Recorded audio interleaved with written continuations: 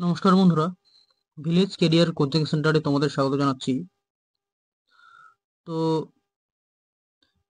আজকে আমরা একটি নতুন চ্যাপ্টার সরলীকরণ শিখব।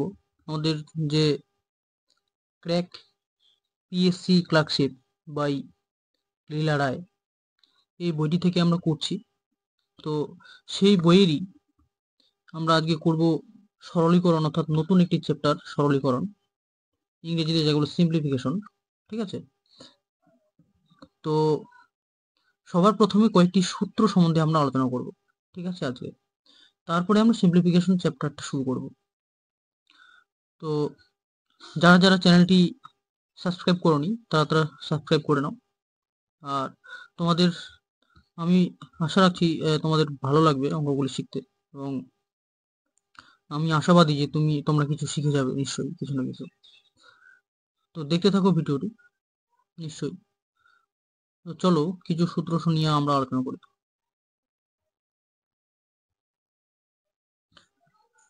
তো এখানে দেখতে পাচ্ছ তোমরা, বলছে বদমাস। বদমাসের প্রথমে আছে ভি। ঠিক আছে, ভবদমাস। ঠিক আছে, ভবদমাস। তাহলে ভি থেকে হচ্ছে ভেনিকুলাম। ভেনিকুলাম মানে হচ্ছে বার। ঠিক আছে, ভি থেকে হচ্ছে ভেনিকুলাম মানে বার। ধরো কোনো সংখ্যা, ধরো 10, 10-এর উপরে বার আছে।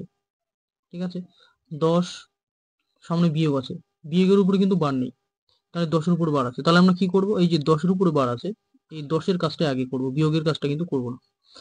অর্থাৎ যার উপরে ওই বার থাকবে তার কাজটা আগে করব। ঠিক আছে,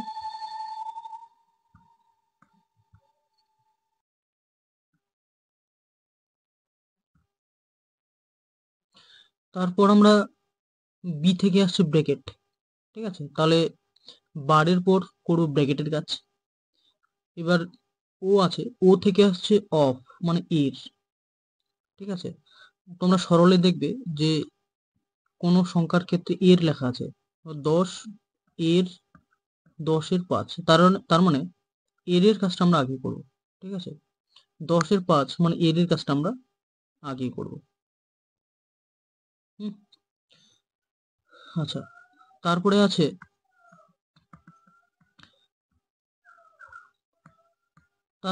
ডি। ডি থেকে ডিভিশন। ডিভিশন মানে হচ্ছে ভাগ। ঠিক আছে, তারপর আমরা ভাগের কাজ করব। তারপরে আছে এম থেকে মাল্টিপ্লিকেশন অর্থাৎ গুণ। তারপরে আছে এ থেকে এডিশন অর্থাৎ যোগ, এস থেকে সাবস্ট্রাকশন অর্থাৎ বিয়োগ। তো বদমাস নিয়মের ক্ষেত্রে এগুলি আমাদের মনে রাখতে হবে। তো এগুলি খুব ভাইটাল, মনে রাখবে, না হলে প্রতিটা অঙ্ক ভুল হবে। ঠিক আছে, সরলের ক্ষেত্রে সব থেকে ইম্পর্টেন্ট, কারণ সরলের ক্ষেত্রে বদমাস নিয়ম কাজে লাগে, না হলে প্রতিটা অঙ্কই আমাদের প্রতিটা সরলই ভুল হওয়ার চান্স থাকে। তো চলো পরের হচ্ছে নিয়ম দেখি। এবার কিছু সূত্র আছে ওই সরলীকরণের ক্ষেত্রে। বলছে এ প্লাস বি তার হোল স্কোয়ার আছে A square plus 2b plus B. এটা আমরা সব ছোটবেলা থেকেই জানি যে A square A plus B তার হোল স্কোয়ার সূত্র। আর সঙ্গে আছে এ মাইনাস বি তার হোল স্কোয়ার প্লাস 4ab, এটাও মনে রাখতে হবে। ঠিক আছে, 2 নম্বর আছে এ মাইনাস বি তার হোল স্কোয়ার সমান সমান হচ্ছে A square minus 2ab plus B square. কিন্তু এক্ষেত্রে প্লাসের নিয়ম পড়বে, এ প্লাস বি তার হোল স্কোয়ার মাইনাস 4ab, এটা মনে রাখবে। ঠিক আছে, 3 নম্বরটা হচ্ছে A square plus B square is equal to A plus B তার হোল স্কোয়ার মাইনাস 2ab সমান সমান এ মাইনাস বি তার হোল স্কোয়ার প্লাস 2ab। এখানে আছে A square minus B square সমান সমান এ প্লাস বি ইন্টু এ মাইনাস বি, এটা আমরা সবাই জানি। ঠিক আছে, তারপরে বলে দেওয়া আছে এ প্লাস বি তার whole cube, A cube plus 3 A square B plus 3ab square plus B cube সমান সমান আছে A plus B A cube plus B cube minus sorry A cube plus B cube plus 3ab into A plus B.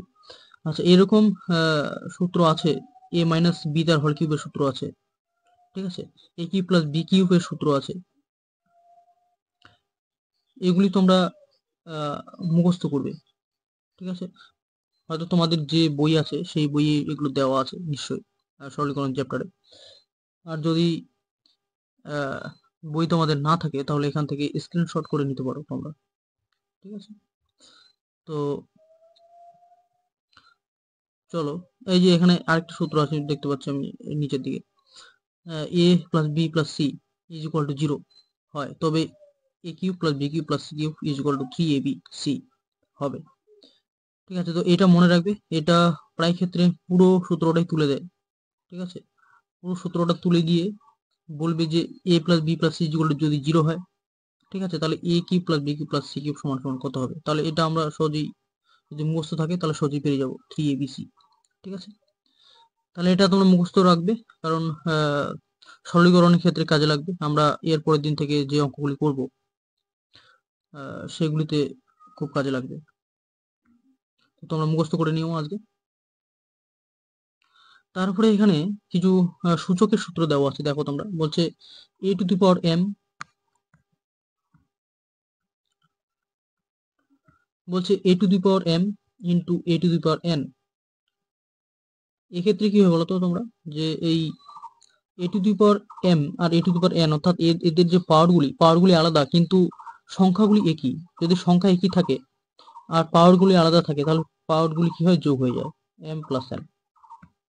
মনে রাখবে এটা, ঠিক আছে। এবার বলছে a to the power m ভাগ a to the power n। যা ভাগের ক্ষেত্রে কি হয়ে যায়, সংখ্যাগুলি সমান আছে কিন্তু পাওয়ারগুলি আলাদা আছে, কিন্তু কি হয়ে যাবে তাহলে ভাগের ক্ষেত্রে বিয়োগ হয়ে যাবে, a to the power m minus n, ঠিক আছে। আর এখানে দেখো তোমরা পরেরটার ক্ষেত্রে কি বলেছে, যে a to the power m তার পাওয়ার হচ্ছে n, ঠিক আছে। তাহলে কি হয়ে যাবে, a to the power mn, a to the power m তার পাওয়ার n, ঠিক আছে, এরকম হয়ে যাবে ডাইরেক্টলি। তারপর হচ্ছে a to the power x সমান b to the power x হলে a is equal to b হবে। a to the power x is equal to a to the power y হলে x is equal to y। দেখো তোমরা a to the power x আর a to the power y, অর্থাৎ সংখ্যাগুলি সমান পাওয়ারগুলি আলাদা, তার আর দুটোই সমান আছে, তাহলে কি হয়ে যাবে, x আর y সমান হয়ে যাবে, অর্থাৎ তার যে পাওয়ারগুলি দুটোই সমান হয়ে যাবে, x y হয়ে যাবে, ঠিক আছে। অর্থাৎ সংখ্যাগুলি সমান হলে পাওয়ারগুলিও সমান হয়ে যাবে। এখানে হচ্ছে x root a is equal to a 1/x, অর্থাৎ উল্টে যাবে, ঠিক আছে। এক্সটা যদি ওইদিকে চলে যায় তাহলে আমাদের রুটটা উঠে গিয়ে উল্টে যাবে এই সংখ্যাটি, ঠিক আছে। তোমরা দেখতে পাচ্ছ এই সংখ্যাটি। এখানে বলেছে a বাই b তারপর x is equal to b by a তারপর মাইনাস x সমান সমান হয়ে যাবে 1 বাই, উল্টে যাবে সংখ্যাটা, b by a into x, ঠিক আছে। a to the power 0 is equal to 1, এটা মনে রাখবে, এটা প্রায় ক্ষেত্রেই কাজে লাগবে আমাদের অঙ্ক করার ক্ষেত্রে, ঠিক আছে।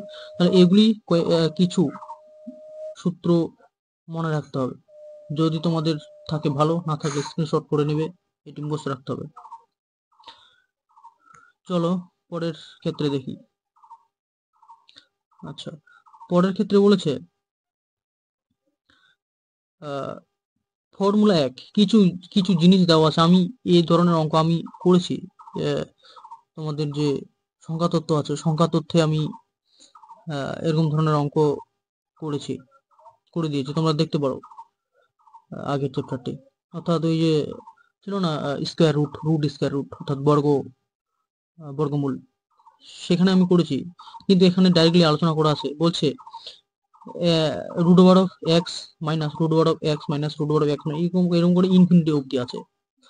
তাহলে আমাদের কি হয়েছে, আমি বলেছিলাম যে এক ফারাক রেখে ভাঙাবো। তাহলে এক ফারাক রেখে ভাঙলে কি হবে, n into n minus one, n plus one, n into n plus one. তাহলে কি হবে, এদের যে গুণফলের ফারাকটা 1 থাকবে, ঠিক আছে।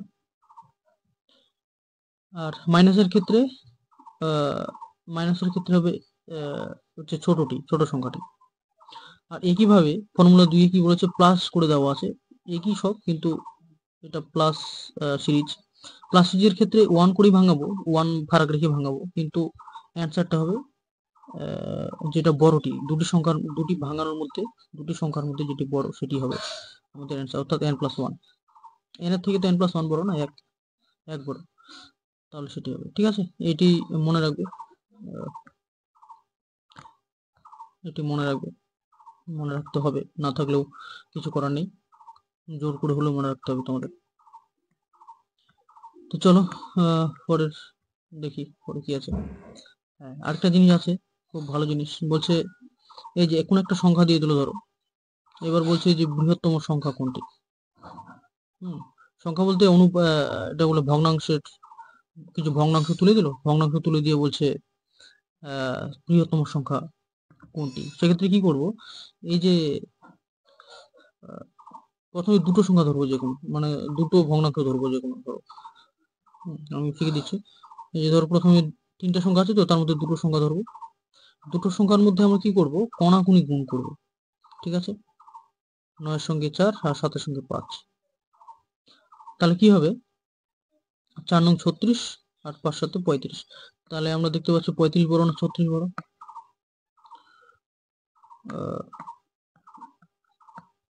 নিশ্চয়ই 36 বড়। তাহলে আমাদের কোনটা বড় হয়ে যাবে, 4 নং 36, অর্থাৎ 4-এর 7 বড়। কে বড়, 4-এর 7 বড়।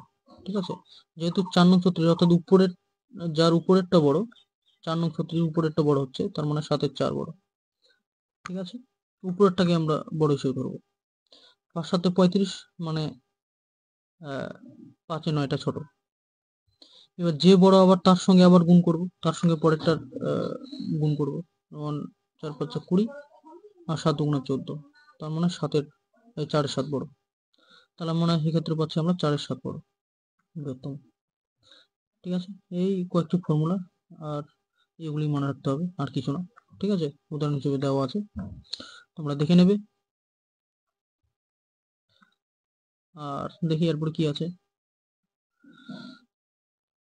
এরপরে আছে এদের মধ্যে ক্ষুদ্রতম কোনটি। ঠিক আছে, একই নিয়ম, ক্ষুদ্রতম কোনটি কি করে বের করবো, একই নিয়ম। ঠিক আছে, মানে ক্ষুদ্রতম মানে এখানে কি করবো, বিয়োগ করব। ঠিক আছে, তো যদি কি বলছে, লব আর হরের পার্থক্য যদি সমান হয়, তাহলে ক্ষুদ্রতম সংখ্যাটি আমরা অতি সহজে বের করে নিতে পারবো। তো ঠিক আছে, আমরা অঙ্কগুলি করার ক্ষেত্রে যেদিন অঙ্ক করব কালকে ধরো, তাহলে তখন আমরা কি করে বের করা হয় আমরা বের করব। আর চলো আজকে এ পর্যন্তই। আর আর তোমাদের সূত্র নেই এই চ্যাপ্টার থেকে, অর্থাৎ সরলীকরণ থেকে আর কোনো সূত্র মুখস্থ করার দরকার নেই। যেগুলি মোটামুটি আমি আলোচনা করলাম, সেগুলি সূত্র শুধু মনে রাখবে, তাহলেই হবে। তোমরা স্ক্রিনশট নিয়ে নিতে পারো। ঠিক আছে, যদি বই না থাকে, আর বই থাকলে খুব ভালো। তো চলো, ভিডিওটি কেমন লাগলো, সূত্রগুলি আর মুখস্থ রাখবে কিন্তু। যদি ভালো লাগে লাইক শেয়ার অবশ্যই করবে বন্ধুদের সঙ্গে। ঠিক আছে, শেয়ার করে দেবে বন্ধুদেরকে, আর লাইক করে দেবে একটি করে। আর চ্যানেলটির সঙ্গে জুড়ে থাকো, কারণ কালকে এই চ্যাপ্টার থেকেই আমরা অঙ্ক করব। চ্যানেলটি সাবস্ক্রাইব করে রাখো।